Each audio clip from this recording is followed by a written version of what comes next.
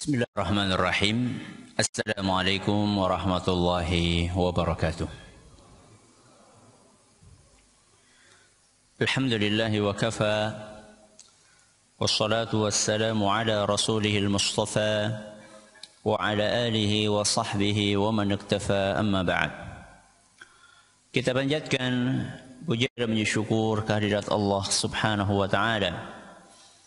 Pada kesempatan malam yang berbahagia kali ini, tanggal 18 Jumadal Ula 1443 Hijriah, atau yang bertepatan dengan tanggal 22 Desember 2021, kita masih kembali diberi kekuatan, kesehatan, hidayah serta taufik dari Allah Jalla wa'ala, sehingga kita bisa kembali menghadiri pengajian rutin tafsir Al-Quran di Masjid Agung Darussalam Purbalingga.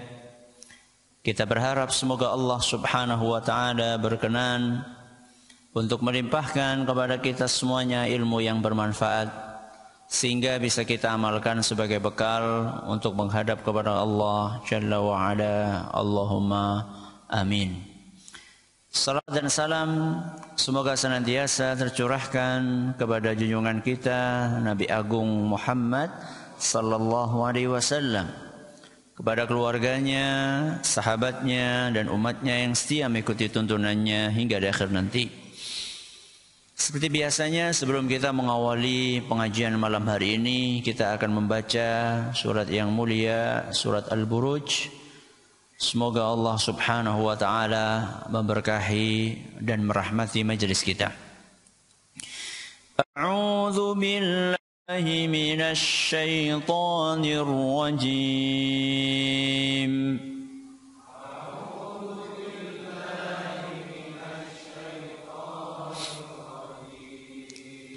Bismillahirrahmanirrahim.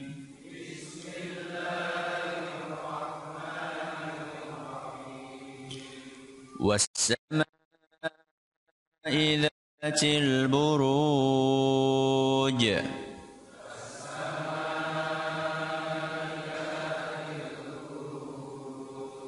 واليوم الموعود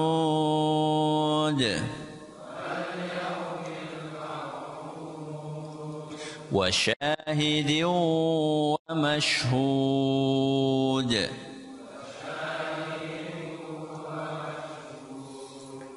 قتل أصحاب الأخدود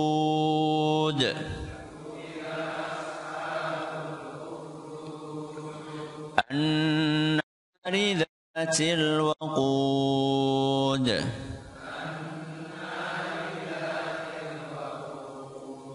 إذ هم عليها قعود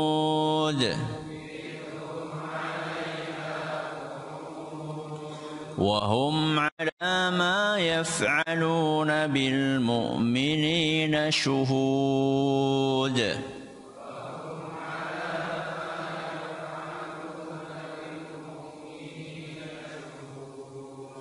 وما نقموا منهم إلا أن يؤمنوا بالله العزيز الحميد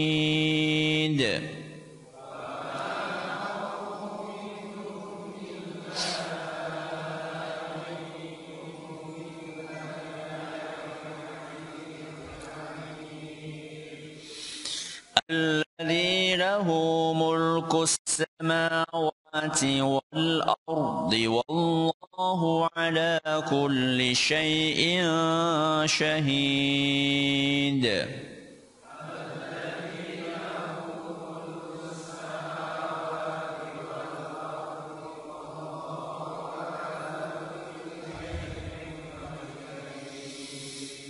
إن الذين فتنوا المؤمنين والمؤمنات ثم لم يتوبوا فلهم عذاب جهنم ولهم عذاب الحريق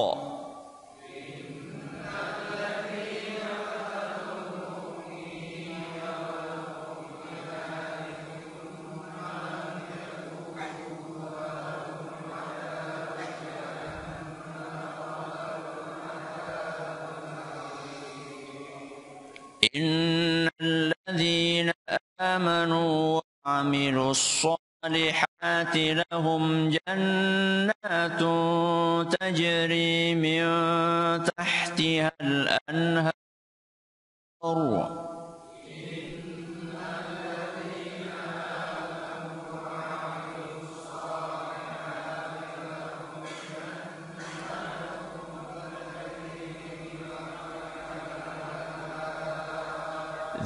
ذلك الفوز الكبير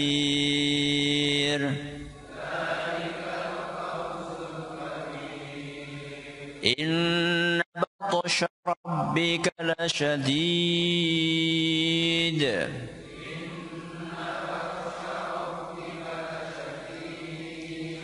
إنه هو يبدئ ويعيد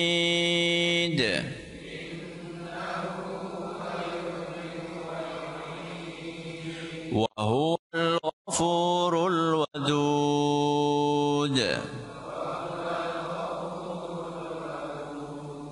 ذو العرش المجيد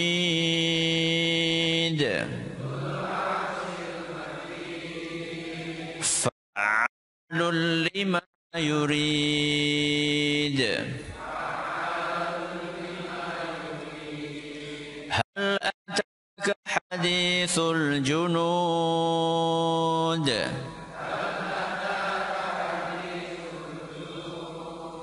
فرعون وثمود بل الذين كفروا في تكذيب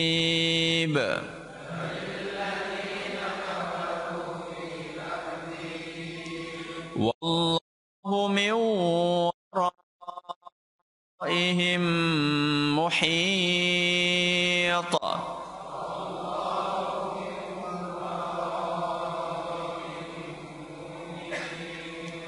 بل هو قرآن مجيد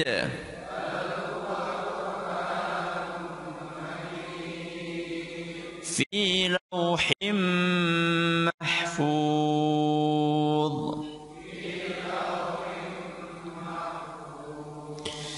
Para hadirin dan hadirat sekalian yang kami hormati dan juga segenap pendengar serta pemirsa yang dirahmati oleh Allah Azza wa Jalla. Sebelum memasuki tema kajian malam hari ini, saya ingin menyampaikan sebuah info, barangkali ada yang membutuhkan.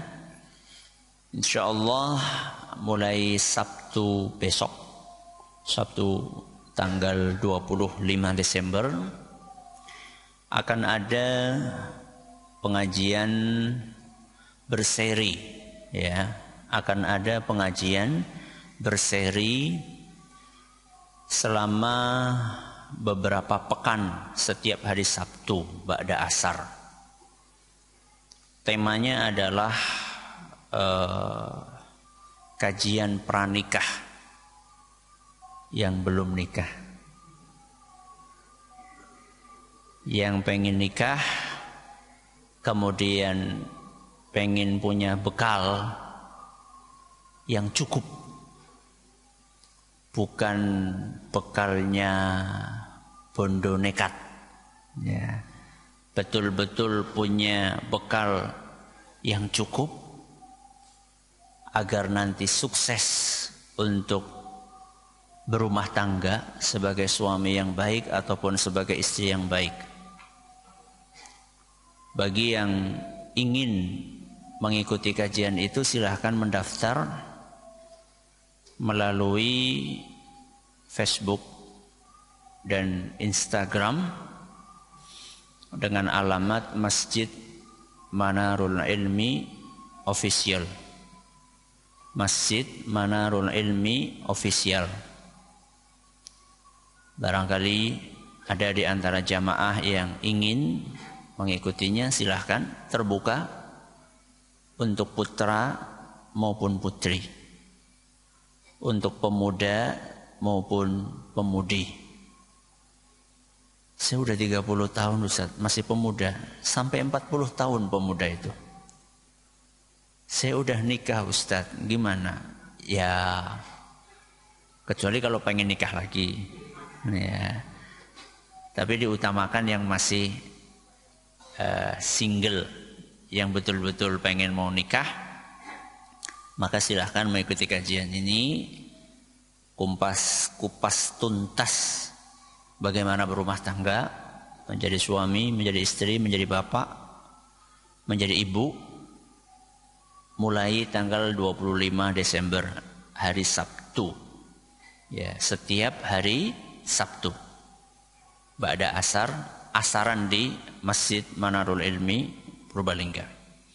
Ini sekedar info sebelum kita memasuki tema hari ini. Baik. Ayat yang terakhir kita bahas apa? Ayat keberapa? Ayat ke-8. Apa bunyinya? Wa ma naqamu minhum illa ayyuminu billahil azizil hamid. Ya. Tentang apa itu? Masih ingat enggak? Tentang alasan orang-orang kafir menyiksa kaum mukminin. Itu adalah kandungan dari ayat yang ke-8. Hari ini kita akan melanjutkan ayat yang ke-9. Dan ayat yang ke-9 ini punya korelasi yang sangat erat dengan ayat yang ke-8. Masih ingat enggak? Ayat yang ke-8 itu ditutup dengan berapa nama? 2 nama Allah. Apa itu? Al-Aziz sama Al-Hamid. Al-Aziz itu yang maha perkasa, yang maha kuat. Al-Hamid yang maha terpuji. Nah, di ayat yang akan kita kaji malam hari ini, di dalam ayat yang ke-9, Allah Subhanahu wa ta'ala menyebutkan contoh potret keperkasaannya dan keterpujiannya. Karena ayat yang sebelumnya ditutup Al-Aziz yang maha apa? Perkasa. Contohnya apa keperkasaan Allah? Ada di dalam ayat yang ke-9. Al-Hamid yang maha terpuji. Contohnya apa keterpujian Allah? Ada di ayat yang ke-9. Itu adalah korelasi antara ayat yang ke-9 dengan ayat yang ke-8. Jadi ayat yang ke-9 adalah keterangan tambahan untuk menjelaskan lebih gamblang lagi ayat yang sebelumnya. Baik. Di ayat yang ke-9 ini Allah berfirman, Alladzi lahu mulkus samawati wal ardh. Hanya dialah. Sinten? Allah.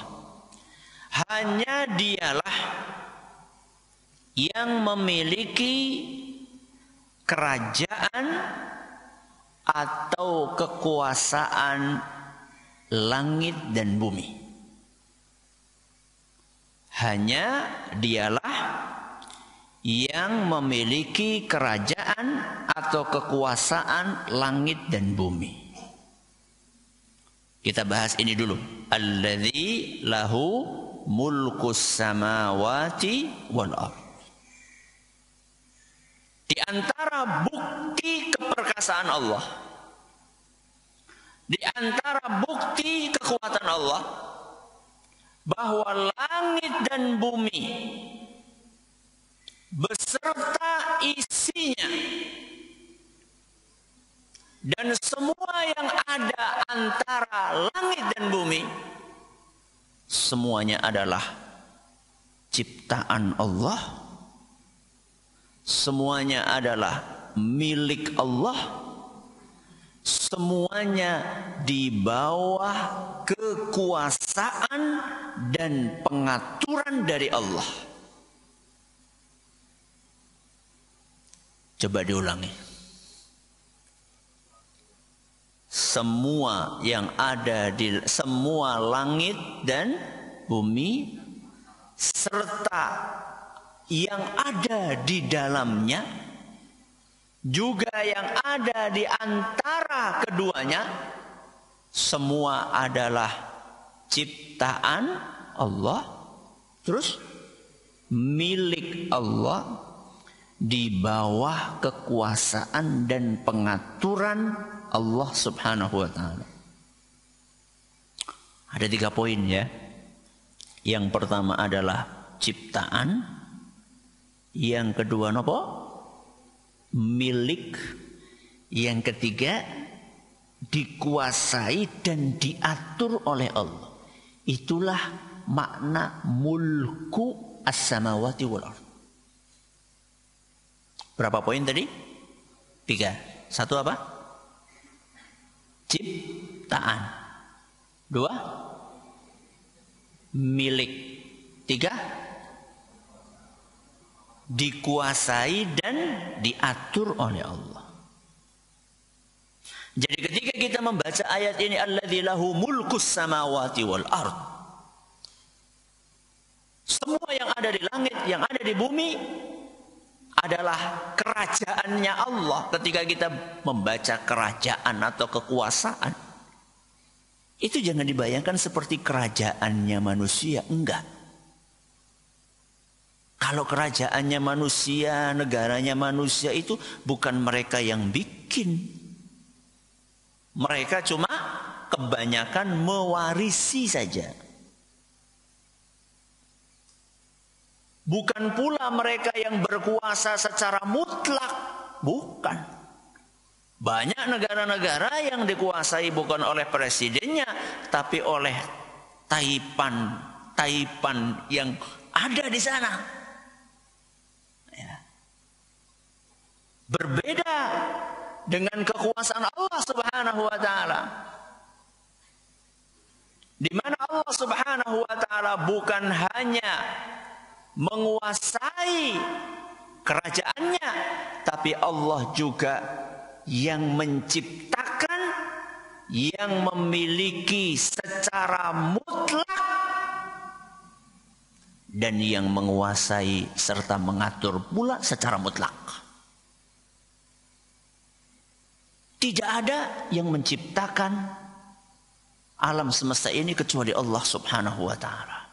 Hanya Allah yang menciptakannya. Kalaupun ada manusia yang menciptakan sesuatu, maka sebenarnya dia itu bukan pencipta. Dia itu cuma penemu saja. Atau dia itu cuma menggabungkan antara satu bagian dengan bagian yang lainnya. Tukang kayu. Tukang apa? Kayu. Apakah dia yang menciptakan meja ini? Dia yang menciptakan?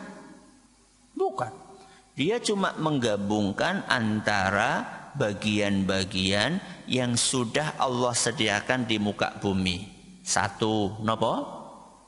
Kayu. Siapa yang menciptakan kayu? Tukang kayu? Bukan. Sinten? Allah. Kayu disambung-sambung, nun sewu, dipotong-potong dulu. Pakai nopo? Geraji. Gerajinya terbuat dari nopo? Besi. Siapa yang menciptakan besi? Allah. Tukang kayu? Bukan. Tukang besi? Bukan. Kemudian setelah itu digabung. Pakai nopo? Paku.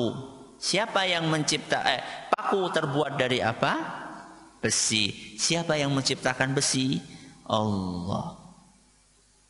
Jadi manusia bukan dia menciptakan, dia cuma merakit barang-barang, benda-benda yang diciptakan oleh Allah. Tapi kalau Allah Subhanahu wa taala, semua yang ada di langit dan bumi ini Allah lah yang menciptakan. Satu. Yang kedua apa tadi? Memiliki. Allah Subhanahu wa taala yang memiliki apapun yang ada di langit dan di bumi. Dan kepemilikan Allah untuk apa yang ada di langit dan bumi bersifat mutlak. Kalau manusia punya sesuatu, kepemilikannya bersifat apa? Nisbi. Relatif, sementara. Buktinya apa? Buktinya kapanpun diambil oleh pemilik aslinya, bisa nggak kita nahan? Tidak. Makanya ketika ada orang meninggal, ketika kita ditimpa musibah, apa doanya? Inna lillahi. Terus? Wa inna ilaihi raji'un. Itu adalah pengakuan bahwa kita itu milik Allah. Termasuk keluarga kita milik sinten? Allah. Suami kita milik Allah, istri kita milik Allah, anak kita milik Allah. Ayam apa maning? Jadi kalau misalnya jenengan punya ayam terus ayamnya mati, biasa baik. Nggak usah terlalu apa? Sedih, nganti nangis 3 minggu. Astagfirullah, ayam. Ya tapi kan regane larang. Sing ngongkon tuku ayam regane larang siapa? Ya. Kapan itu saya baca berita ada orang jual burung merpati 1 miliar apa ya? Iya, betul ya? Astagfirullah, se-M. Gue tuku manuk. Astagfirullahaladzim. Darah 1 miliar. Mendingan gue bangun apa? Masjid. Manuk ya Allah. Masuk angin mati kepriwe jajal. Gole apa nih? Menyesalnya itu gimana coba? Ini semuanya milik Allah Subhanahu wa ta'ala. Kita milik Allah. Yang kita miliki juga milik Allah. Kita maksudnya tubuh kita, tangan kita, kaki kita, mata kita, semuanya milik Allah. Begitu pula yang kita miliki berupa harta, anak, istri, rumah, kendaraan, sawah, itu semuanya milik Allah Subhanahu wa ta'ala. Sehingga kepemilikan kita terhadap barang-barang yang ada di tangan kita saat ini tidak mutlak. Satu-satunya yang punya kepemilikan mutlak sinten? Allah Subhanahu wa ta'ala. Pemilik. Yang pertama pencipta, yang kedua pemilik, yang ketiga apa? Penguasa dan pengatur. Allah Subhanahu wa ta'ala, dia yang menguasai alam semesta ini dan mengaturnya. Dan kekuasaan Allah, pengaturan Allah terhadap alam semesta ini sifatnya mutlak. Berbeda dengan kekuasaannya sinten? Manusia. Kalau kekuasaannya manusia itu serba terbatas. Camat, kekuasaannya di mana? Di kecamatan dia. Bupati, kekuasaannya di mana? Di wilayah kabupaten dia. Ketika dia sudah keluar dari kabupatennya, pripun? Itu bukan wilayah kekuasaan dia. Kekuasaan manusia dibatasi dengan teritorial, wilayah. Dibatasi dengan apa lagi?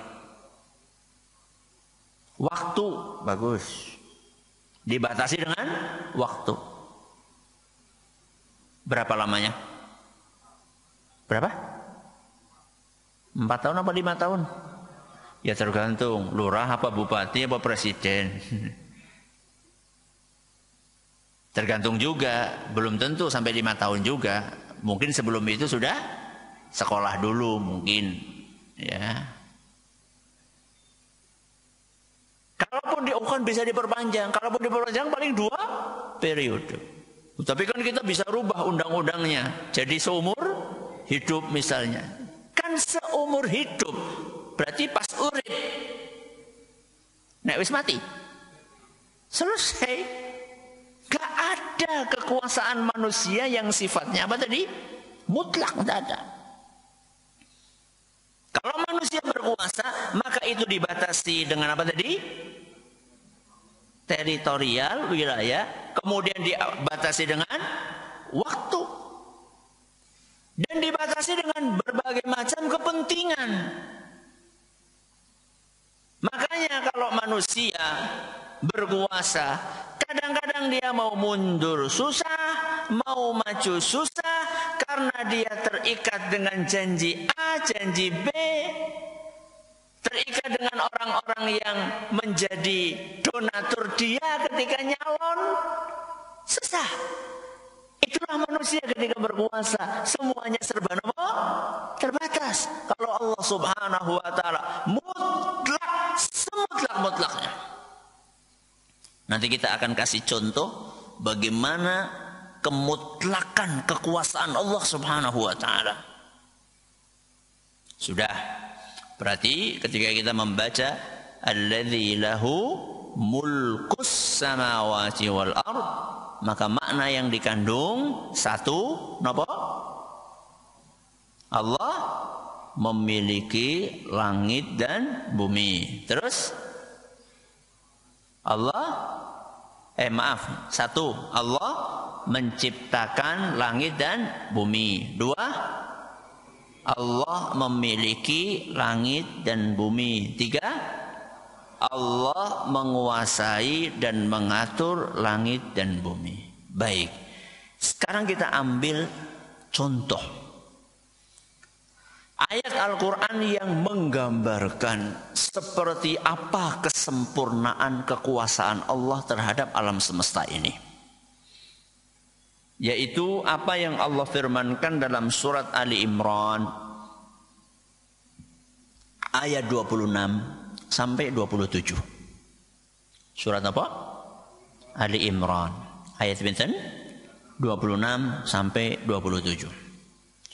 Allah Subhanahu wa taala berfirman, "Qul," ucapkanlah.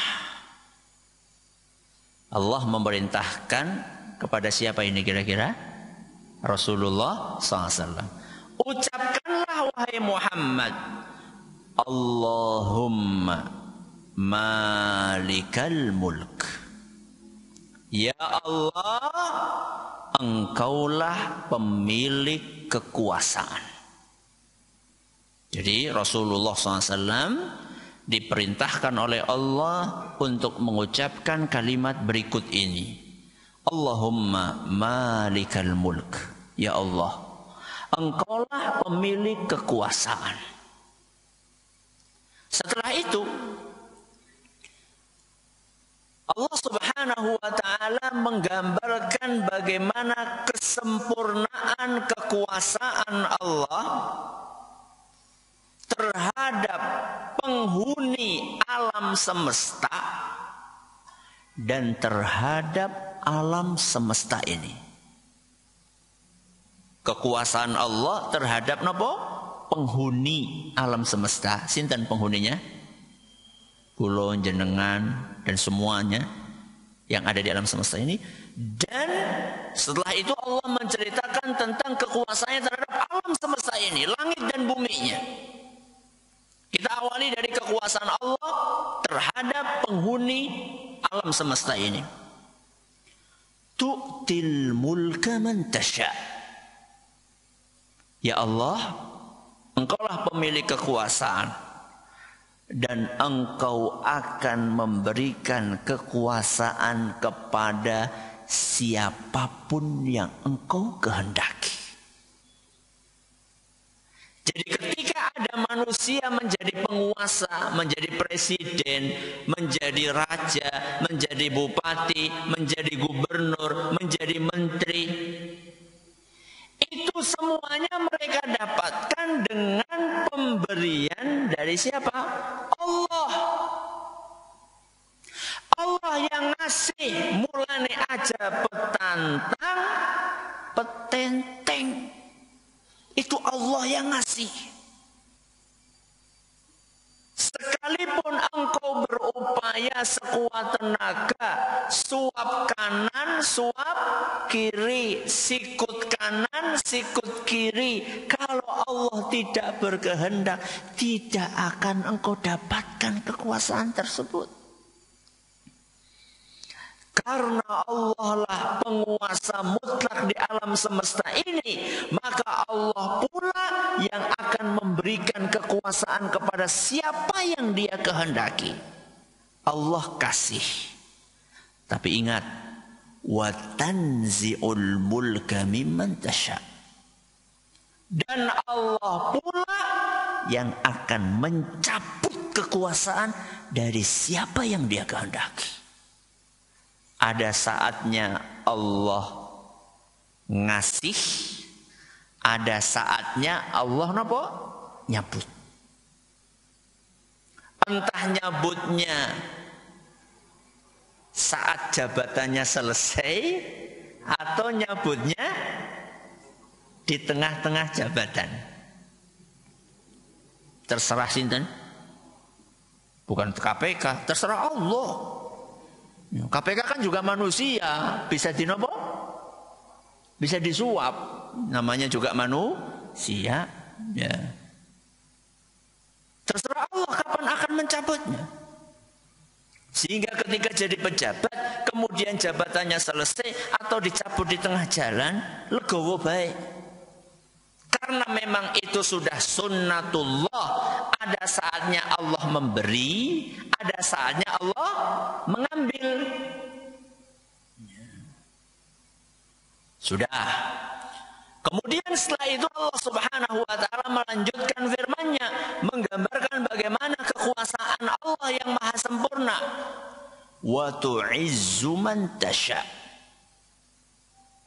Dan engkau ya Allah akan memuliakan siapa yang engkau kehendaki. Jadi kalau Allah mau memuliakan seseorang, itu enggak akan melihat apakah dia ini adalah keturunan nopo ningrat yang berdarah nopo biru. Ketika Allah ingin memuliakan seseorang, maka Allah akan siapkan cara-caranya sehingga orang ini menjadi mulia. Bahkan barangkali orang ini sebenarnya secara strata sosial itu sangat rendah. Contoh ya, suatu hari Umar bin Khattab melakukan kunjungan kerja.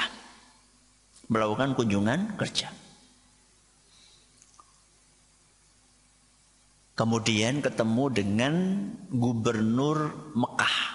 Jadi Umar sebagai khalifah. Punya bawahan, khalifah ya mirip presiden gitu ya. Bawahannya ada gubernur. Gubernur Mekah, gubernur Madinah. Nah, di jalan ketemu sama gubernur Mekah. Kemudian Umar bertanya, selama kamu tinggalkan Mekah, karena kan ketemu di jalan, berarti kan gubernurnya ini meninggalkan apa? Wilayah kekuasaannya. Selama kamu tinggalkan Mekah itu siapa yang kamu tugasi untuk menjadi pejabat sementara, PJS?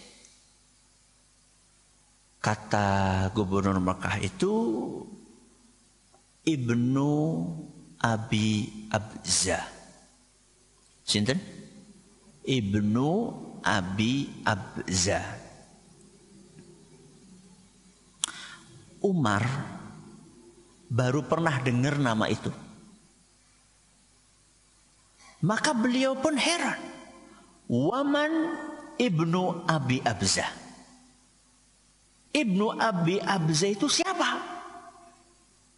Jadi nama yang asing buat siapa? Umar. Apa kata gubernur Mekah? Maula min mawalina. Ibnu Abi Abza itu ya budak. Budak. Engkau mengangkat pejabat walaupun sementara untuk kota Mekah yang isinya adalah para ningrat nopo bangsa Arab. Ya, Quraisy itu kan ningratnya bangsa Arab. Kamu jadikan pemimpinnya seorang budak. Kok bisa? Innahu hafizun li kitabillah. Kata gubernur Mekah, Ibnu Abi Abza itu hafidz Quran. Alimun bil faraid, seorang ulama.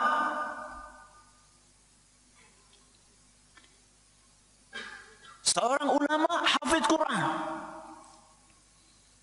Jadi saya yakin kalau saya tugasi Ibnu Abi Abza itu, dia akan amanah, tidak akan menyeleweng, akan menunaikan tugas dengan baik, karena dia hafal Al-Quran, dia ulama, paham syariat.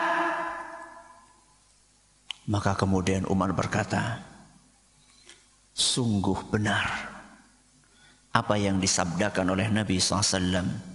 Innallaha yarfa'u bihadzal Qur'ani aqwaman wa yadha'u bihi akharin. Sungguh Allah Subhanahu wa ta'ala akan memuliakan sebagian dari manusia dengan Al-Quran ini. Dan Allah akan menghinakan sebagian manusia dengan Al-Quran ini pula. Yang dimuliakan ya orang yang baca, yang mengamalkan, yang menghafal akan dimuliakan.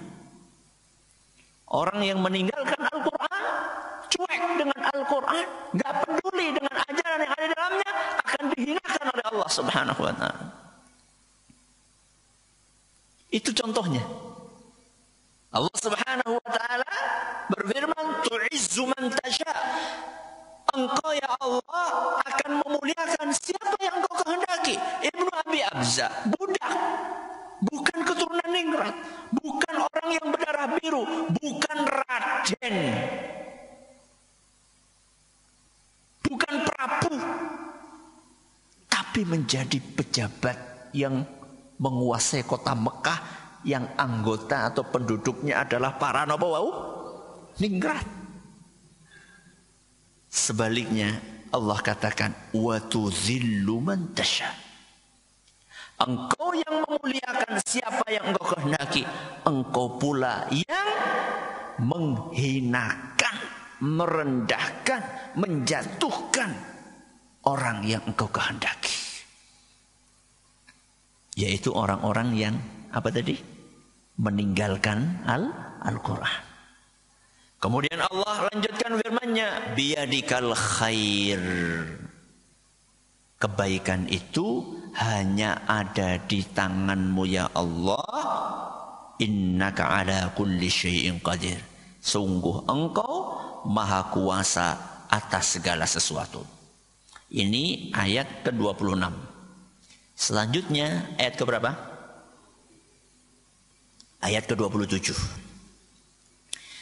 Jika di ayat ke-26 Allah membahas tentang kekuasaannya yang mutlak terhadap penghuni alam semesta, maka di ayat yang ke-27 Allah Subhanahu wa ta'ala membahas sedikit atau contoh kekuasaannya untuk alam semesta ini. Apa kata Allah? tulijul laila fin nahar. Ya Allah, dengan kekuasaanmu engkaulah yang memasukkan malam di siang hari. Wa tulijun nahara fil lail, dan yang memasukkan siang di malam hari. Maksudnya apa? Allah yang memutar nopo? Siang dan malam. Sekarang kita malam, besok nopo? Siang, besoknya lagi malam. Kadang malamnya hujan, kadang malamnya terang. Siangnya juga demikian, kadang siangnya hujan, kadang siangnya terang. Lalu Allah melanjutkan firman-Nya, tukhrijul hayya minal mayyit wa tukhrijul mayyita minal hayy. Dan dengan kekuasaan-Mu pula ya Allah, Engkau mengeluarkan yang hidup dari yang mati dan mengeluarkan yang mati dari yang hidup. Priwen jajal. Mengeluarkan yang hidup dari yang mati. Contohnya apa? Pitik. Apa contohnya? Pitik. Mengeluarkan yang hidup dari yang mati. Sing urip napa? Pitik. Sing mati? Endok. Endok mati napa hidup? Endok mati napa hidup? Endok bisa melaku apa ora? Mati. Dari yang mati Allah keluarkan apa? Yang hidup. Napa? Pitik. Ada contoh lainnya? Pari. Padi. Allah keluarkan dari napa? Benih. Benih napa? Benih padi. Benih mati atau hidup? Mati. Ditanam terus hidup. Allah keluarkan dari yang mati, Allah keluarkan yang hidup. Apalagi? Orang yang beriman. Orang yang beriman. Yang sebelumnya kafir. Sebelumnya apa? Kafir. Ketika dia kafir, dia mati. Begitu dia beriman, dia apa? Hidup. Wong kafir ujarku urip. Iya, urip apa nih? Fisiknya. Tapi hatinya mati. Karena tidak diisi dengan keimanan kepada Allah Subhanahu wa ta'ala. Alhamdulillah nyong urip Ustaz. Karena beriman. Oke, zikir enggak? Zikir enggak? Kalau jenengan mengaku orang Islam tapi mboten zikir, jenengan mati. Karena Nabi SAW mengatakan, mathalul ladzi yadhkuru rabbahu wal ladzi la yadhkuru rabbahu mathalul hayyi wal mayyit. Perumpamaan orang yang rajin zikir dengan orang yang enggak pernah zikir seperti orang hidup dan mati. Yo kok, ki urip apa? Lagi pada zikir, mbok lagi ngaji kan jenengane napa? Alhamdulillah berarti urip kabeh ya. Ora napa pocong mungkin. Itu adalah mengeluarkan yang hidup dari yang mati. Lah terus kebalikannya gimana? Menghidupkan yang mati, mengeluarkan yang mati dari yang hidup. Contohnya apa? Endok. Dibalik aja. Telur keluar dari ayam. Apalagi? Dibalik tadi. Benih keluar dari pohon padi. Pelem keluar dari pohon pelem. Termasuk tadi, ya. Kalau tadi adalah orang kafir masuk Islam, awalnya mati terus hidup. Nah, orang Islam murtad. Itu artinya urip terus mati. Dia sudah dapat cahaya. Dia sudah dapat kehidupan dari Allah. Kemudian dia padamkan sendiri cahaya tersebut. Na'udzubillahi min dzalik. Ini adalah kekuasaan Allah Subhanahu wa taala. Baik.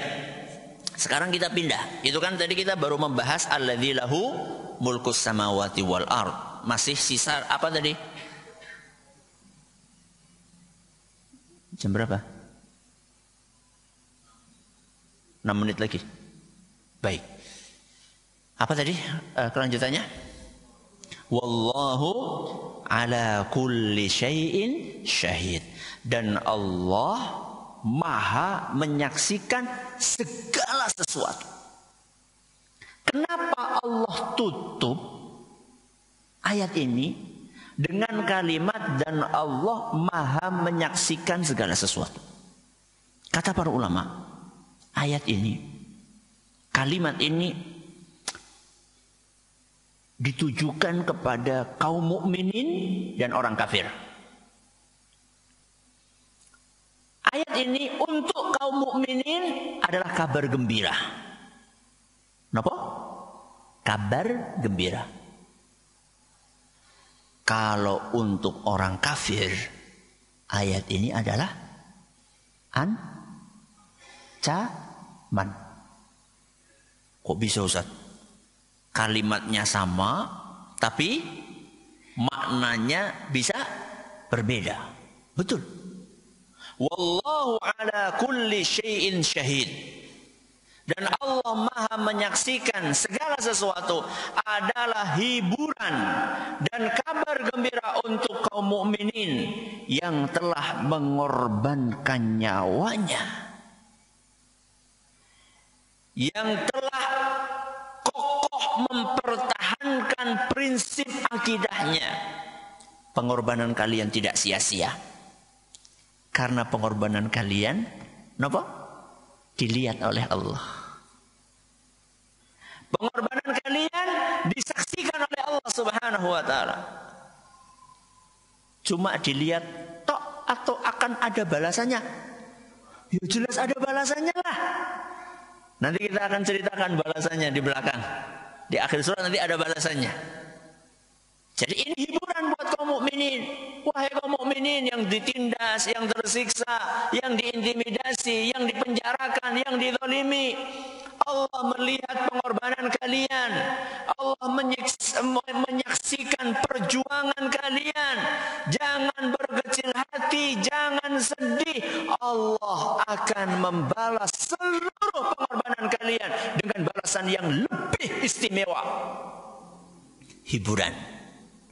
Untuk siapa? Kaum mukminin. Tapi di waktu yang sama, ayat ini adalah ancaman keras untuk orang-orang kafir.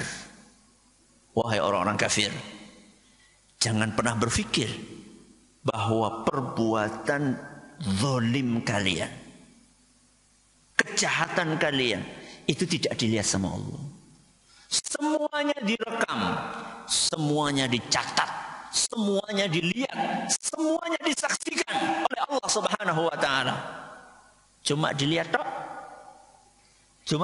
tok. Akan ada balasannya. Dan kejahatan cocoknya balasannya surga atau neraka? Ya jelas toh. Orang bisa cepat paham, dengan mudah paham bahwa neraka balasan yang mengerikan dari Allah menunggu mereka. Na'udzubillahi min dzalik. Inilah kandungan dari ayat keberapa? 9 dari surat Al-Buruj. Mudah-mudahan ilmu yang kita pelajari bermanfaat buat kita semuanya. Terima kasih atas perhatiannya. Mohon atas segala kurangannya. Kita akhiri dengan doa kafaratul majlis. Subhanakallahumma wa bihamdika asyhadu an la ilaha illa anta astaghfiruka wa atubu ilaik. Assalamualaikum warahmatullahi wabarakatuh.